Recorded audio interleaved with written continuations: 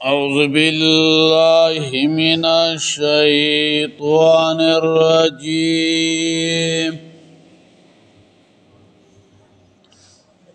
بسم الله الرحمن الرحيم. ولما رجع موسى او هر کلا چراو ګرځیدل موسی علیه السلام الى قومه خپل قوم تا غضبانا د غصینا ډکو آصفا د غمنا قال ویل بسما خلبتمونی بد اغسو چې تاسو خلیفہ کړی دی رستو زمانہ عاجلتم امر ربکم تلوار کړی دی تاسو په حکم او درب تاسو کې والقى الالواح کی خودلی تختیا واخذ براس اخيه او وین ولو سر دوروخ بلا يجروه الیه چراغ کی اغلر ازانتا قال ابن ام ویل هارون علیہ السلام ای زویا دمور زمان ان القوم استضعفوني یقینا قوم کمزوری کړو مال را وکادو یقتلوننی او نزدیو چې وجلوه فلا تشمت بی الاعداء پس ما خوشاله وا په ما باندې دشمنان زمان ولا تجعلني مع القوم الظالمين او ما ګرځوا مال را سره د قوم ظالمانو لا ولما رجع موسى الى قومه موسى عليه الصلاه والسلام چکلا د کوهی تور نه را واپس نو موسی علیه السلام ولیدل چې د څو کسانو نه علاوه ټول بن اسرائیل آغا د سخینا غیر چاپیرا راجمدی او داغي په عبادت کې لوګیا دي او دا یو مصیبت دی چې څوک د یو سیس سره اموخته نو چې کله هغه لوبه شروع شي هغه شی شروع شي نو بیا ورته د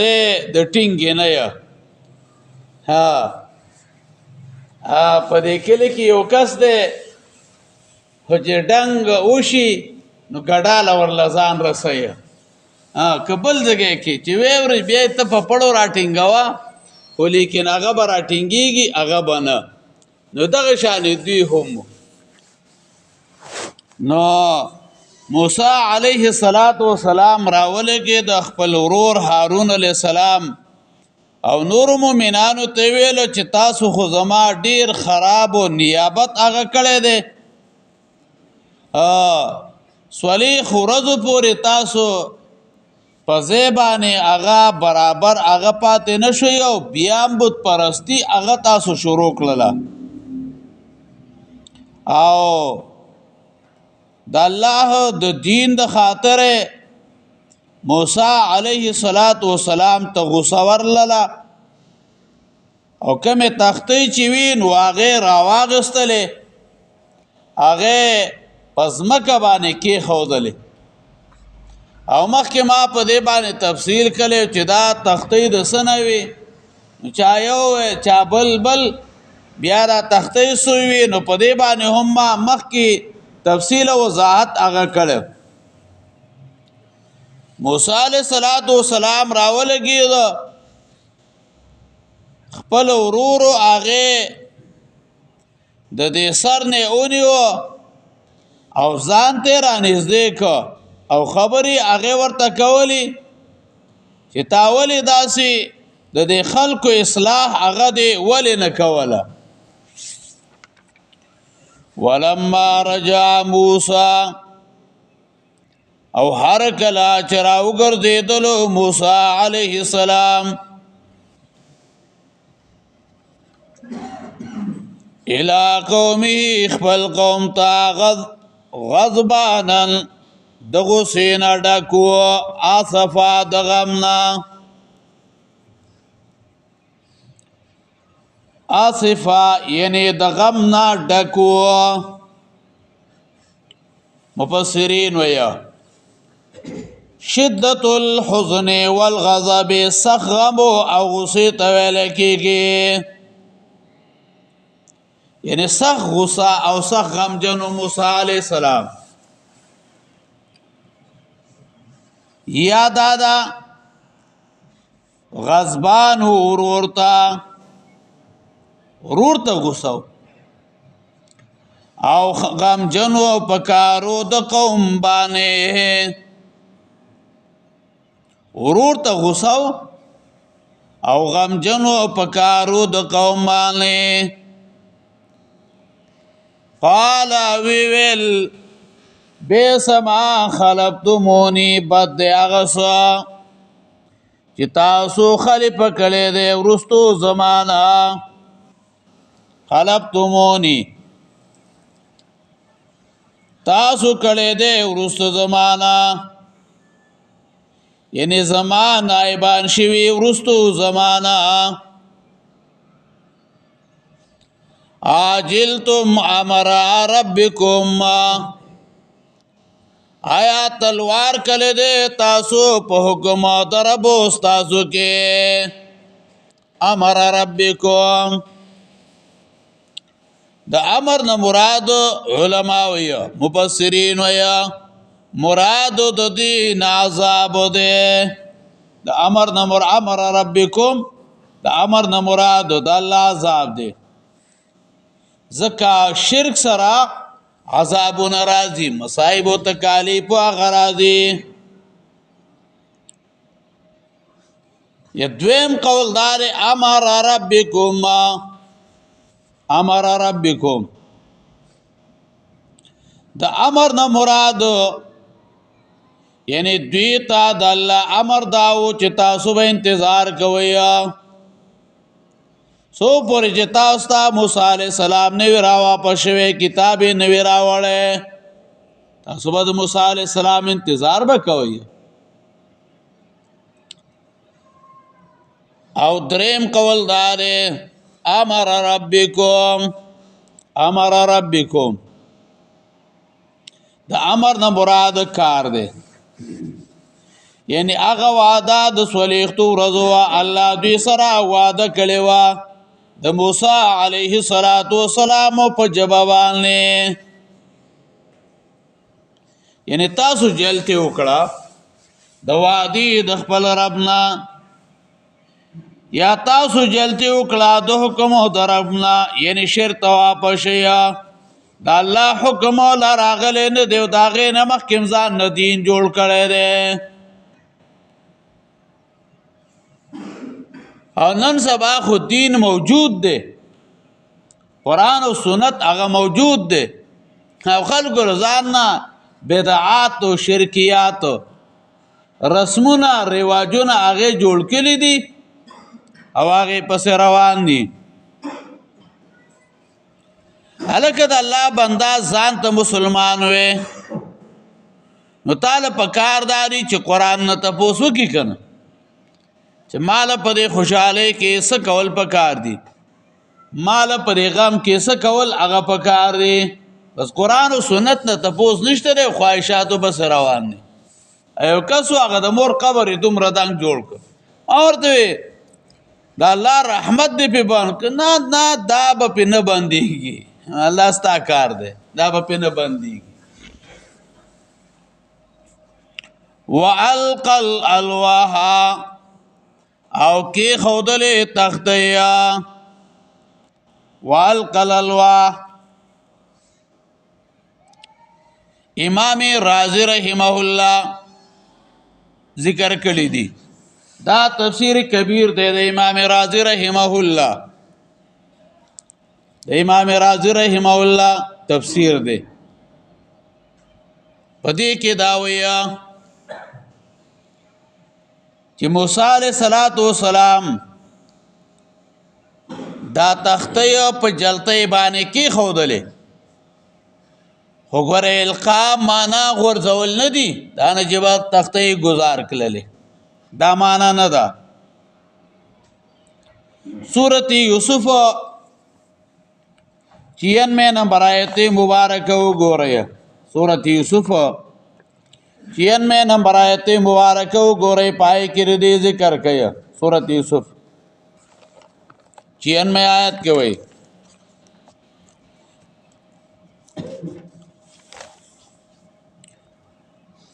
الله فلما ان جاء البشير فسحر کلا چراغ زیره القاه على وجهه کی خودلو قمیص په مخداغه په مخد پلار باندې فرتد بصيرا وګرځیدو لیدون کې نو دا معنا نه چې د پلار په مخ باندې کمیس هغه ورو غرزا نه کی خود القا په معنا ده کی خودلو باندې او بیا دا چې دا تختې چې کی خودلې نو آیا دا ماته شوی او کنه دی ماته شوی نو دا تفسیر کبیرو د امام رازی رحمه الله ویو چې دا تخته یو آغا ماته شوی نه وي دا ما سره تفسیر کبیر ده پن لسم جلد یو لسم صفحه کې وی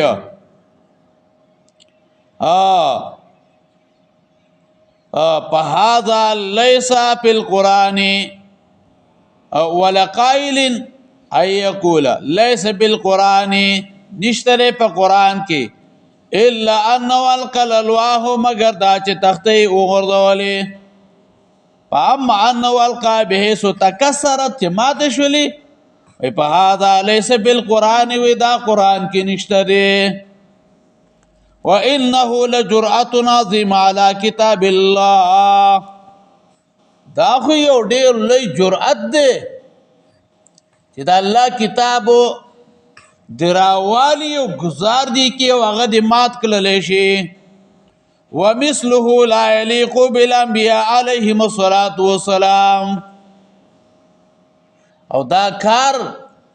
د انبیاء د شان سره مناسب نه دی دا خو زمون خلق دی چې دا الله د کتاب او د قدر نه خبر نه دی نه انبیاء د الله د کتاب او د قدر نه هغه خبر دی نو دانه چې بسو تختې هغه ماته شوی نه جنامات شوی نه وي او منګه پدی باندې د تفسیر کبیر د امام رازی رحمه الله حواله ذکر کړه واخذ براس اخي او وین ولو سر دوروخ بلا یجروه الیه چراغ کی اغل رضان تا یعنی مشوره هغه ور سره کوله علماوی یعنی سر نه راونی و ځان ته نږدې کا او مشوره ور سره کوله نو ګور دلته کې ذکر د سر ده سورۃ طه وګوریا 94 نمبر آیت مبارکه د سورۃ طه الته کې ور سره ذکر د ګیری ده چې د ګیری او د سر د دواړو نه راونی و یو ځای کې یو ذکر شو بل دې کې بل هغه ذکر کوي سورۃ طه 94 نمبر آیت مبارکه کې وایي الله قال ای ابن امه ویل هارون علیہ السلام ای زویا د مور زما لا تاخذوا بلحیتی منسا ګیره زما ولا براسی او نصر زما انی خشیتو یقینا زیریدلم ان تقولا فرقتا بین بنی اسرائیل چې ته بوای چې جداوالی دراوصله دی په من د بنی اسرائیل زما کې او په من د بنی اسرائیلو کې ولن ترقبو قولی او تا انتظار نه دی کړی د وینا زما علماء د دې آیت دلان دی لیکي چې ګیره دومره پکار ده چې هغه نیولې کېږي دا نه چې دومره ګیره پرېږدي چې هغه بس هسې بعد نیم خلک یره جي دومره پرېږده په دې مخ باندې چې د ښځې او د نر پته دې لګېږي چې دا ښځه را روانه ده او که دا سړی را روان دی نه جنا دغه نه دومره پرېښودلو چې هغه خو کم از کم موټي کې خو رانیولی کېږي که نه نو موږ یو ځل ګیره خریلو باندې جنازه کې خبرې وکړې کسې نورې ډېرې مسلې دي دا نورې مسلې کوه ما ویل که د سود خبره کې نو چې سودخور وي هغه وایي استاد نورې مسلې نشته چې ته راکې نو که رشوت خور دی او د رشوت خبرې کې نو هغه وایي یاره جي دا نورې مسلې کوه که نه نو چې چا کې کومه تیارۍ نو هغه باندې دا خبرې بیا بدې لګېږي نو مال بس تا ته به زه څه ویم ډېر خلک هغه په دې مصیبت زمونږ استادو الله دې قبر منور کی هغه په یو خبره باندې رد کاو او ډېر یو ښه عالم مو ډېر پویه مو زمونږ یو استادو هغه ورسره ګپ لګاو وی دا تا چې په کومه خبره رد کاو نو دا تیاره خو تا کې پخپله ده دا کاره هغه ویل دا خو زه نه ریم چې په ځان رد کوم تاسو دې وکئ سړي ویل تاسو تکړه شئ داسې خبرې رد وکئ علما وایي ګیره دومره پکار ده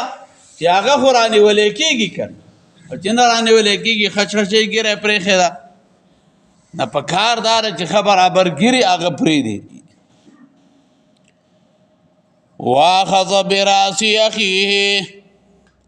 او وینیولو سر د ورور خپله یجروه الی چې راکې هغه لره ځان ته په ټولو انبیاو کې یو پیغمبر نه چرته دا نه دي ثابتو چې یا ګیره خریلي یا ګیره وړکلي وي چرته یو پیغمبر نه او نه د سمو خلکو نه چرته او ګیره خریل دا د قوم د لوط علیه السلام نه وروستو شروع شوي دي او په دې باندې مخکې ما تفصیل کړی ولې چې شیطان ورته ویل دا کار کوي نو بس د ځوان هلک په شانې به ښکارئ نه خلکو په دې باندې شروع کړه نه ګیرې پرېښودل هغه پکار دي قال ابن امه وویل هارون علیه السلام زویا د مور زما دا د مور زوی دا یې ورته ولي وې ځکه دا یې د مور او د پلار د دواړو نه ورور خو لیکن مور یې د شفقت دپاره ذکر کړه او بل دا ده چې د مور په بچی باندې رحم زیات وي ترس زیات وي نو ځکه هغه ذکر کړ ان القوم استضعفوني یقینا قوم کمزورې کړی ما لره یعنی د خلکو ضعیف وګڼلم ضعیف کمزورې وګڼلم او بس دا د الله امتحان دی که نه نو چې ملا خو چې ښه زورور وي ښه برابري چې چا نه منلی چې هغه خو یې لږ نیولی او دیکې ورکولی او په زور یې پې منلی بیا به نور هم ډېر خوند وي بس څه کې به دا امتحان دی به د الله را طرف نه علما هم اکثر بېوسئ او یا دا ده چې یاره که دې خبرې رد وکړم خلک به خفه شي یا به څوک څه راکوي به نه 20 قسمه مصیبتونه دي نو بس یو مصیبت نه دی نو چې یو مصیبت نو وایي زه یې کمزوری وګڼلم ضعیف یې وګڼلم الله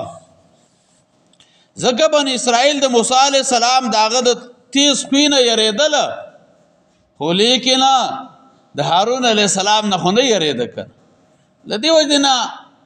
عالم لم په کار داري چې ښه تیز او ښه برابر خوی هغه چلی دا نه چې بس چا نه یېرېږي نه څه شي باندې یېرېږي او تنبیه الغافلین کې ابو الليث سمرقندی لیکلی فإن الأمر بالمعروف والنهي عن المنكر لا يقربني أجلا ولا يبعدني رزقا. امر بالمعروف او نهي عن المنکر د انسان د مرګ نیټه رانږدې کینا او نه د انسان رزق هغه لري کیا. خپل کار به کې سړی خبره کوا هر څوک چې ردې د لاندې راغی بس وایه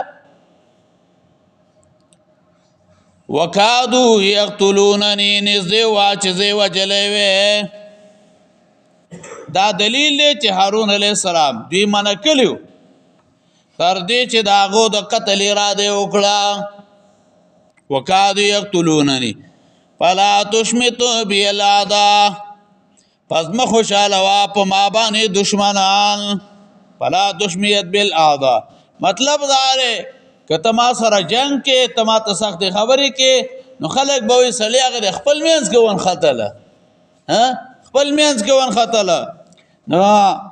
په کار دا ده چې د موحدینو او د مسلمانانو په خپل منځ کې اتفاق وي اتحاد وي د یو بل سره ورورولي هغی دا نه چې خپل کور کې دوه ورونه یو هغه یو بل ته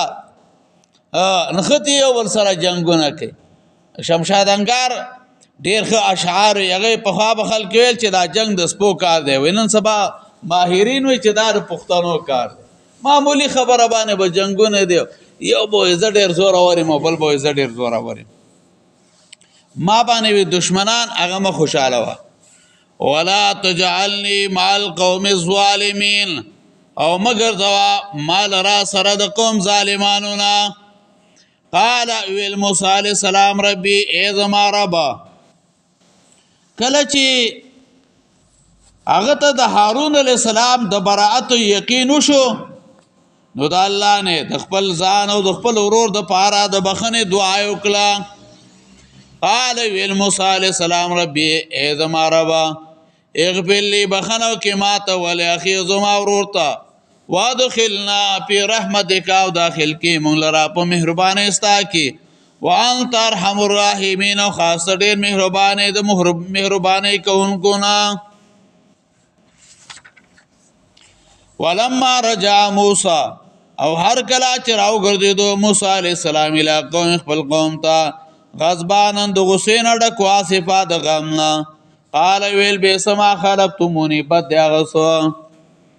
چې تاسو خلیفه کړی دی من بعد وروستو زمانه عاجلتم تلوار کړی دی تاسو امر ربکم په حکم د رب ستاسو کې والقى الالواح کېښودلې تختې واخذ براس اخي او ونیولو سر د روح خپل یجره الیه چې راکېږي لره ځان ته. قال ابن ویل هارون لیسې زویه د مور زما ان القوم استضعفوني یقینا قوم کمزوری کړی ما لره وکادو یقتلونني دې وا چې دې وجلی وې. فلا تشمتو بی الاعداء مه خوشحاله په ما باندې دشمنان. ولا تجعلني مع القوم الظالمین او مه ګرځوه ما لره سره د قوم ظالمانو نه. قال رب اغفر لي موسی علیه السلام ای زما ربه بخښنه وکړې ما ته ولأخي او زما ورور ته وادخلنا فی رحمتک او داخل کې مونږ لره په مهربانۍ ستا کې وانت ارحم الراحمین او خاص ته ډېر مهربانۍ د مهربانۍ کوونکو نه. اللهم قونا فی رضاک واجرنا من خزي الدنيا وعذاب الاخره.